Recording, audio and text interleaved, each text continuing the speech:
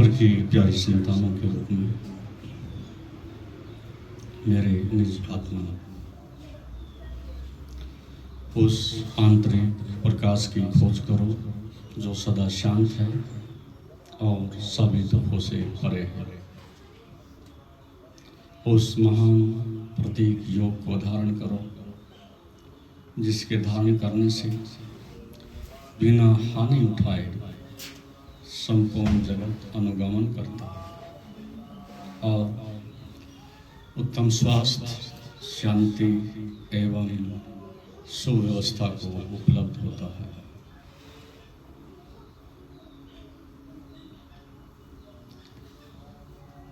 बची एक चिंगारी, चाहे चिता जला या दीप, हुई आरती चलन की, शंख खोज या सीख।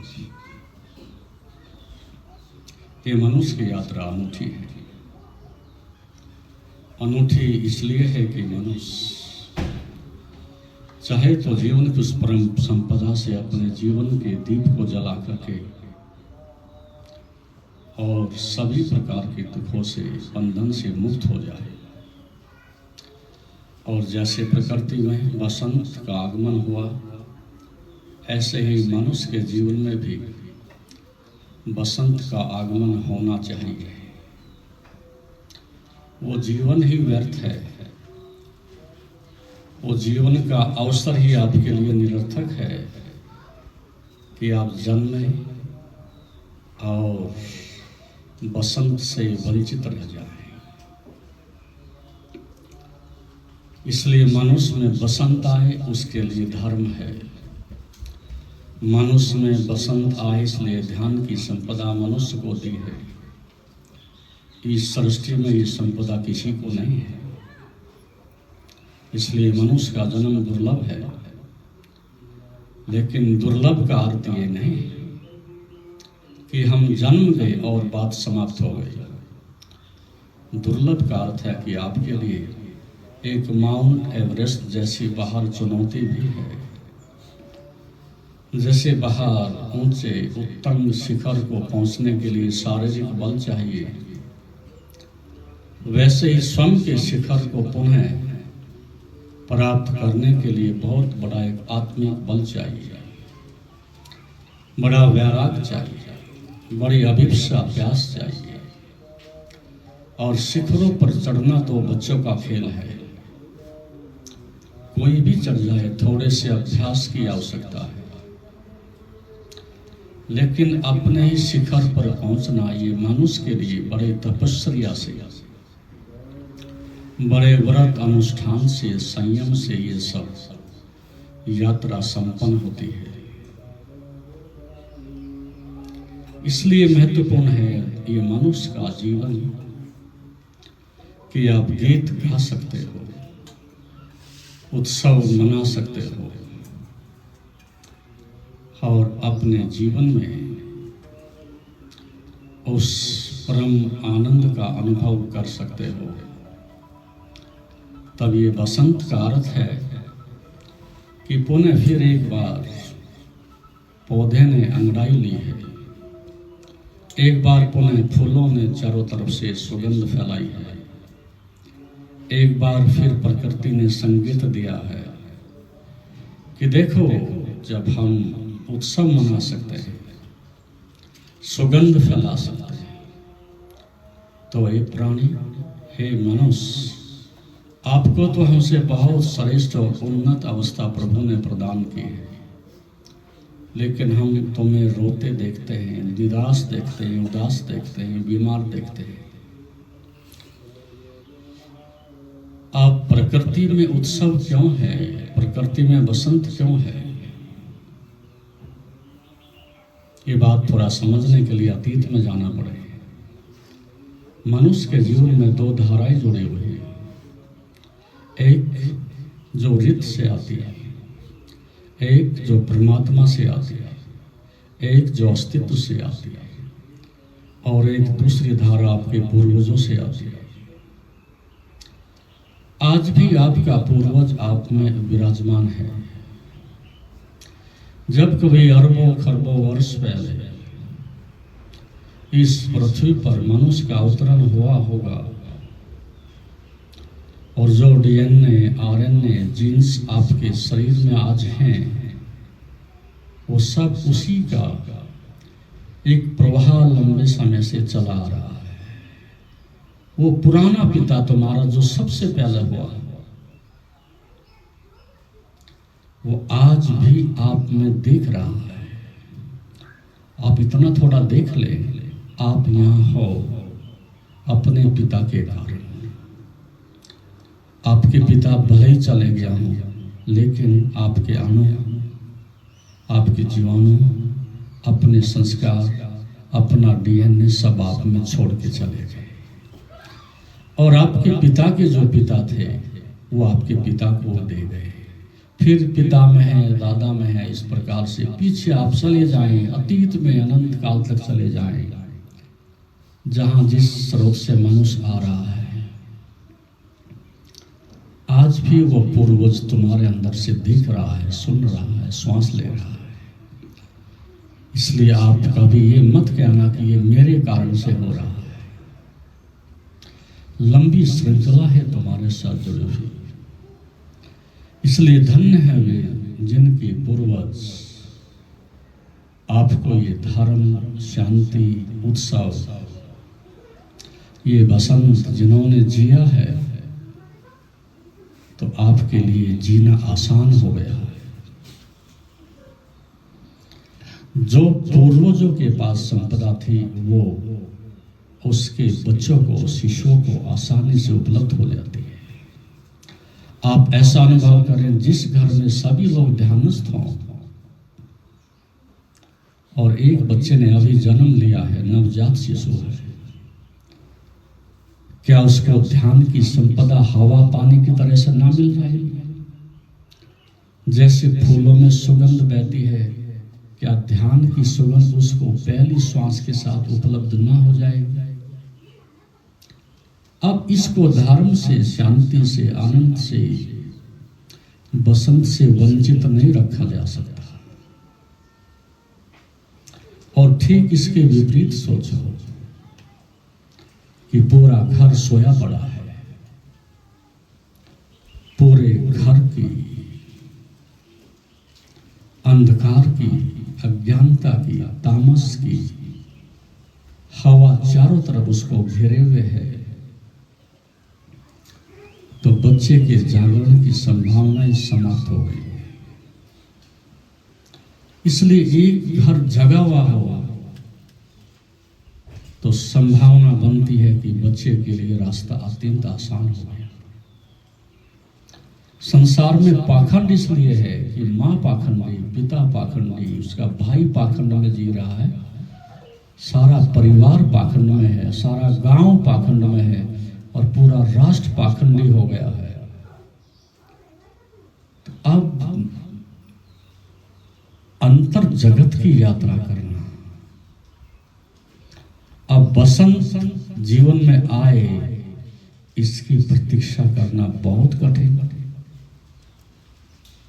अब सारी भूमि बंजर हो गई है, तो बीज क्या कर सकता है? ये स्थिति मनुष्य की आज है। सारी दुनिया यदि इतने अंधकार में, दुख में डूब गई है, तो यहाँ पाखंड पर पाखंड और पाखंड पूरे संसार को घेरे हुए है। कोई आशा की किरण नहीं दिखाई देती। तो इसलिए प्रथम पंक्ति में मैंने कहा कि बची एक चिंगारी, चाहे चिता जला या दीप, हुई आरती चलन की, शंख खोज या सी। संभावना तो है प्रकाश की, लेकिन जब पाखंड ने ही पहले आपकी हत्या कर दी हो, आपकी श्रद्धा के कुआरेपन को छीन लिया हो, आप में नास्तिकता के बीज बो दिए हों और आपकी आंखें जीवंत थी उनको अंधा कर दिया हो और सुनने की क्षमता आपकी समाप्त कर दी हो, चिंतन और मनन करने की क्षमता शब्दों ने, संसार ने छीन ली हो, तो फिर जीता ही है आप। जीवन मत समझ लेना। जीवन का तो अर्थ ही बसंत है, जीवन का तो अर्थ ही आनंद और प्रकाश है। यदि वो नहीं है तो आप जीता ही हो, जल रहे हो। और धीरे धीरे जीवन की ज्योति बुझ रही है।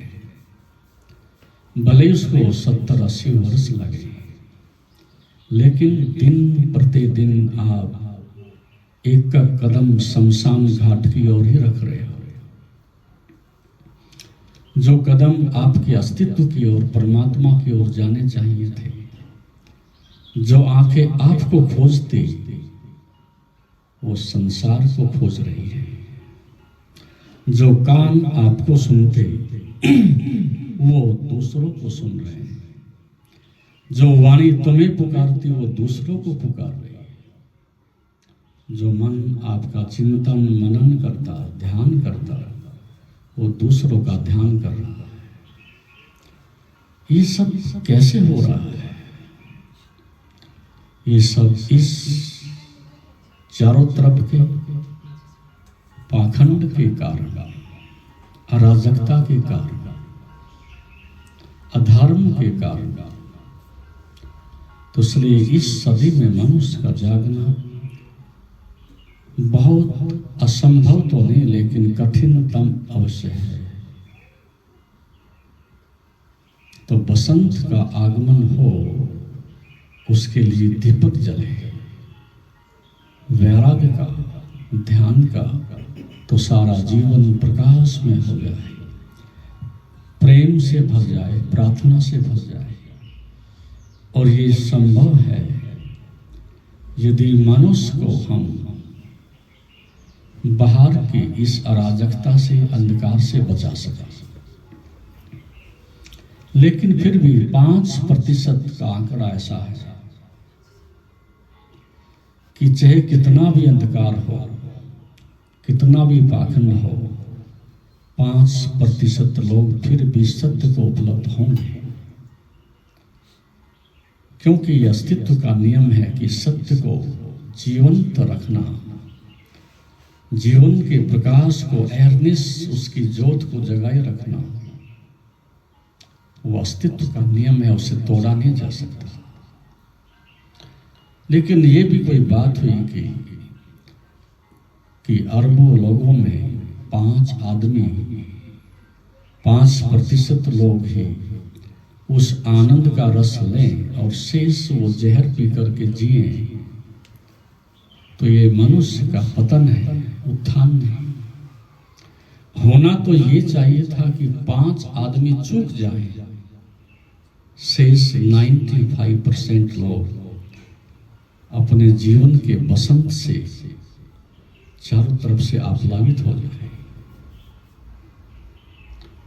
और एक समय था कि जब ये सृष्टि का प्रवाह आरंभ हुआ, तो ऋषि वेद में उल्लेख करते हैं कि सदा बसंत ही था और कोई ऋतु आती ही नहीं थी। चारों तरफ बसंत ही बसंत था। उसके गहरे अर्थ हैं।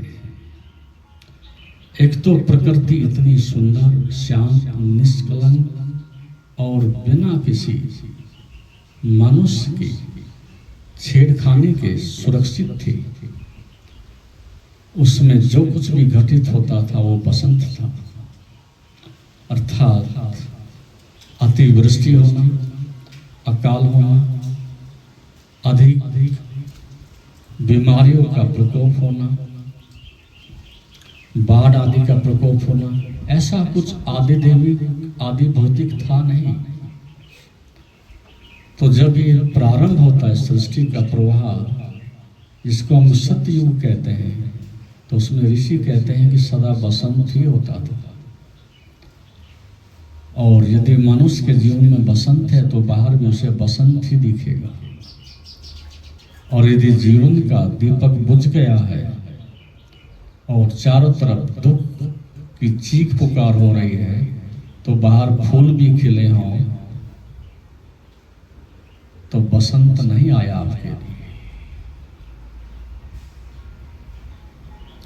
तो एक मीठी कथा कही जाती है कि जब लंका में हनुमान जी ने प्रवेश किया और सीता को जब खोज लिया तो वहां वर्णन किया जाता है कि उसके आसपास जो वाटिका थी उसमें सभी पुष्प लाल रंग के थे और उसमें वाल्मीकि कहते हैं कि नहीं, सभी पुष्प श्वेत थे। यह कैसे हो सकता है? होगा ही, क्योंकि बजरंग बली की आंखों में इतना क्रोध था, आक्रोश था कि उसको सब चीजें लाल ही दिखती थी। श्वेत नहीं दिखेगी, क्रोध में लाल हो जाएंगी सब चीजें।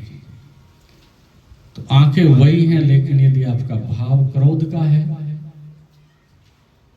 तो दृष्टिकोण बदल जाएगा। तो जिसके जीवन में बसंत है, प्रकृति उसके लिए सदा बसंत के द्वार खोल करके रखती है। वो एक छोटे से फूल में भी उस बसंत को झांक करके देख लेगा। इन हरी कोपलों में, इन पत्तों में और वृक्षों में झूमते हुए उनके इस युवापन को भी बसंत के रूप में ही देखेगा। इसलिए प्रकृति कभी कुरूप नहीं होती, बूढ़ी नहीं होती, निराश नहीं होती, बीमार नहीं होती। इसीलिए उसमें बसंत है और मनुष्य इसके कहीं और अधिक उन्नत है, ऊपर है। तो इस पर्व का अर्थ है कि आपके जीवन में बसंत आ जाए। जैसे प्रकृति उत्सव मना रही है, आप भी ठीक ऐसे ही उत्सव मना सकें।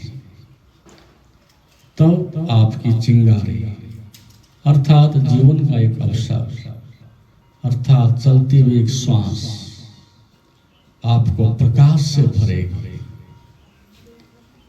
और ये खोज अनूठी इसलिए है कि मनुष्य इस सत्य को, प्रेम को, आनंद को, भगवत्ता को लेकर के पैदा होता है। बस इतना है कि वो बीच में किसी आवरण के कारण, संस्कार के कारण, संसार की दौड़ के और आसक्ति के कारण ओझल हो जाता है।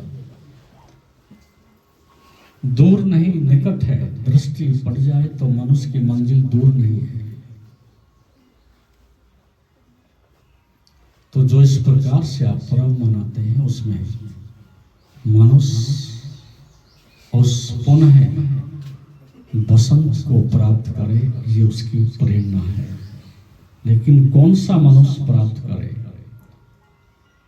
उसके लिए पात्रता की आवश्यकता है।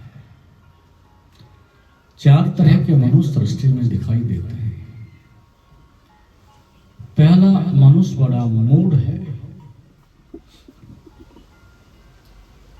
और मूढ़ इसलिए है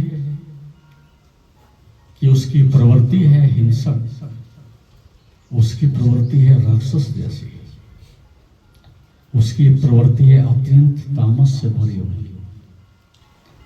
इस तरह के बहुत लोग हैं कि मेरा कितना ही विनाश हो जाए, लेकिन दूसरे का विनाश होना चाहिए। इस तरह के बहुत लोग मिलेंगे कि धन लुट जाए, चरित्र चला जाए, संपदा चली जाए, परिवार लुट जाए, मनुष्य मर जाए, लेकिन दूसरे को मिटाकर के ही रुकूंगा। ऐसा मनुष्य तो बहुत दूर है, उसकी जिंदगी में बसंत आ नहीं सकता। बसंत तो बहुत दूर, उसकी जिंदगी में थोड़े शांति के क्षण जो आ सकते थे वो भी नहीं आएंगे। उसके जीवन में तो भारी संघर्ष है और 24 घंटे युद्ध है, हिंसा है, और किसी हिंसा को और युद्ध को धर्म स्वीकार नहीं करता, योग उसे स्वीकार नहीं करता। तो पहली कोटि का व्यक्ति धर्म से अभी बहुत दूर है, बसंत से बहुत दूर है। फिर एक दूसरी कोटि का व्यक्ति होता है उसके जीवन में एक दूसरा रूपांतरण होता है कि दूसरे की तो हानि हो, दूसरे का शोषण हो, दूसरा नष्ट हो और मैं बचूं, दूसरे को हानि हो और मुझे लाभ हो, इस प्रकार से वो सोचता है। अपने लाभ के लिए वो सब कुछ कर सकता है, दूसरों को मिटाने के लिए वो सारी साधना करता है। इस तरह का चित्त भी धर्म से बहुत दूर है। ऐसा व्यक्ति राजनीतिक तो है, खतरनाक पॉलिटिशियन तो है, लेकिन इसमें धर्म का कोई अंकुर नहीं हो सकता, इसके जीवन में कोई बसंत नहीं आ सकता। और अधिकांश ये पृथ्वी इसी प्रकार के लोगों से भरी हुई है। अपने लाभ के लिए दूसरों की हानि करना लगभग यहां प्रत्येक मनुष्य की प्रवृत्ति है। यंत्र से, मंत्र से, तंत्र से, हिंसा से, बदमाशी से, गुंडागर्दी से, धन से, पद से, जैसे भी हो, मैं दूसरे को शांति से नहीं रहने दूंगा। ये युद्ध छिड़ा हुआ, सारे ब्रह्मांड में छिड़ा हुआ है। सारी सृष्टि से खून से ओतप्रोत है इसी धारणा के कारण कि मैं बचूं, मेरा अहंकार बचे, मेरी सत्ता बचे, मेरा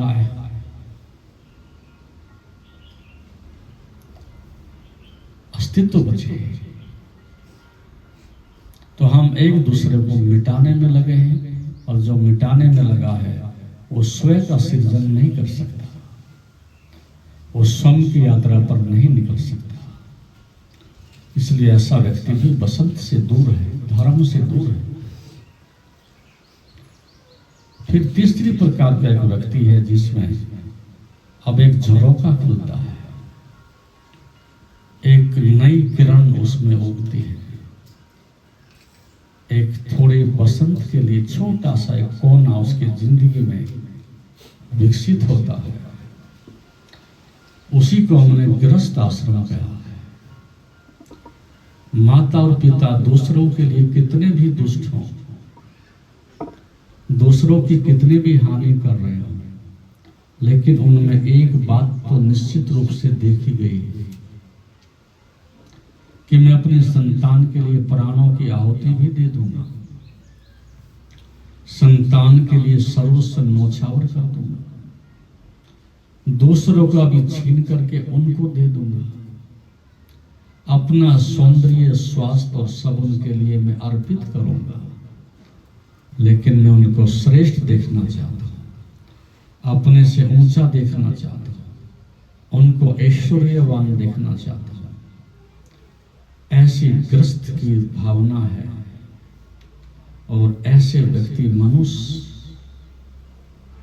अपनी संतान के लिए कर भी रहे हैं, करेंगे भी। एक दृष्टि से तो ये हिंसा है, लेकिन दूसरी दृष्टि से एक शुभ ये है कि कम से कम बांटने का द्वार तो खुला, दूसरों को नहीं, कम से कम किसी एक को तो दे रहा है। यहीं से धर्म का सूत्रपात होता है, यहीं से मनुष्य में ध्यान की, जगत की संभावनाएं प्रशस्त होती है। किसी को तो बांटा, पड़ोसी को नहीं बांट सकता, तो पुत्रों को तो बांटा, पत्नी को तो बांटा। इस बांटने में पहली बार मनुष्य के हृदय में थोड़ा प्रेम पैदा होता है। भले वो वासना में प्रेम हो, आसक्ति भरा प्रेम हो, लेकिन उसमें कुछ प्रेम है कि दे रहा है। इस देने में धर्म का जन्म होता है, और ऐसा व्यक्ति धर्म की यात्रा पर निकल जाता है। और फिर जब दिया हुआ धन, दिया हुआ यौवन, दी हुई शक्ति उसे विवेक से, समझ से कालांतर में दिखाई पड़ती है कि क्या ऐसा नहीं हो सकता कि मैं अपनी संपदा और अपनी शक्ति को सुरक्षित रखूं और दूसरों का नहीं, स्वयं के लिए महादान। दूसरों को बांटने से पहले मेरे पास प्रेम की, ज्ञान की, ध्यान की संपदा भी हो। क्या ऐसा नहीं हो सकता कि 2 बच्चों में संपदा ना बांट करके मैं इस संपदा को पूरे संसार की संपदा बना लूं? एक की तृप्ति ना हो, मैं पूरे संसार के लिए तृप्ति का कारण बन जाऊं। तो फिर वो प्रेम संचित करता है, शक्ति संचित करता है, धर्म को अपने जीवन में अवतरित करने के लिए साधना करता है। और फिर वो उस कोटि का व्यक्ति होता है जैसे फूल खिलते हैं और सभी के लिए सुगंध उपलब्ध हो जाती है। किसी एक के लिए जीना ग्रस्त है और सभी के लिए जीना ये मनुष्य का धर्म है। तो जब लगता है कि दिया हुआ जल्दी ही नष्ट हो रहा है, दिया हुआ बच्चों में दुरुपयोग हो रहा है, न उनका हित हुआ न मेरा हित हुआ, फिर व्यक्ति चौथी कोटि का आदमी हो जाता है कि फिर वो ध्यान की संपदा ढूंढते हैं। फिर वो बसंत का आगमन कैसे हो उसकी साधना करता है और फिर पूरे ब्रह्मांड के लिए वो एक सुगंध बन जाता है, एक प्रकाश का प्रवाह बन जाता है। अब तक ताल तलैया था अपने 2 बच्चों के कारण, अब वो सागर बन जाता है और सागर को रिक्त नहीं किया जा सकता, अथाह है वो। तो जब आपका मूल स्रोत के साथ संबंध जुड़ जाता है, अपने केंद्र के साथ जब आप जुड़ जाते हो, फिर आपसे पूरा संसार पोषण पाता है, पूरा संसार सुगंध लेता है। और ये मुक्ति आपकी नहीं, अब दूसरों के लिए भी मुक्ति का द्वार खुल गया है। पता नहीं कितने लोग इस द्वार में प्रवेश करेंगे, पता नहीं कितने लोग गंगा में स्नान करेंगे। इसलिए कहते हैं कि जिस घर में कोई योगी होता है उसकी 7 पीढ़ियां तर जाती है। 7 तो बहुत थोड़े हैं, इस ब्रह्मांड में न जाने कितने अनंत काल तक उसकी सुगंध बहती रहेगी। जो भी अवतारी पुरुष हैं वो आज भी मुक्ति का मार्ग मनुष्य के लिए खोल करके रखे हुए हैं। तभी तो आप बुद्ध को, कबीर को, मीरा को, शंकराचार्य को, राम को, कृष्ण को इतनी श्रद्धा से, प्रेम से याद करते हो। उसका कारण है कि वो मुक्ति के दाता हैं। उन्होंने बता दिया कि तुम भी उठ जाओ और जाग जाओ, और जब हम पहुंच सकते हैं तो तुम भी पहुंच सकते हो। तो तुम्हारे प्राण लौट जाते हैं। जब वैराग जग गया तो फिर असंभव कुछ भी नहीं। तो ये चौथी प्रकार का व्यक्ति बांटता है, और धर्म का यही लक्षण है, जितना बांटोगे बढ़ेगा। और सच्चे प्रेम का यही शुद्ध गुण है, जितना बांटोगे उतना बढ़ता चला जाएगा। जो बांटने से क्षीण हो जाए वो माया है, और जो बांटने से बढ़ता चला जाए वो ब्रह्म है। इसलिए ब्रह्म को संस्कृति में हमने कहा है कि जो बराबर विस्तृत हो रहा है, बराबर बढ़ता जा रहा है, बराबर फैलता जा रहा है, वो ब्रह्म है, अनंत है। तो प्रेम की संपदा, ध्यान की संपदा, ज्ञान की संपदा, प्रार्थना की संपदा, भक्ति की संपदा जितनी बांटो बढ़ती चली जाती है। और संसार की संपदा पहले दिन से खाली होने लगती है। कौड़ी कितने दिन रुकेगी? अन्न और वस्त्र कितने दिन बचेंगे? दूसरों के द्वारा दिए हुए उपकार कब तक टिकेंगे?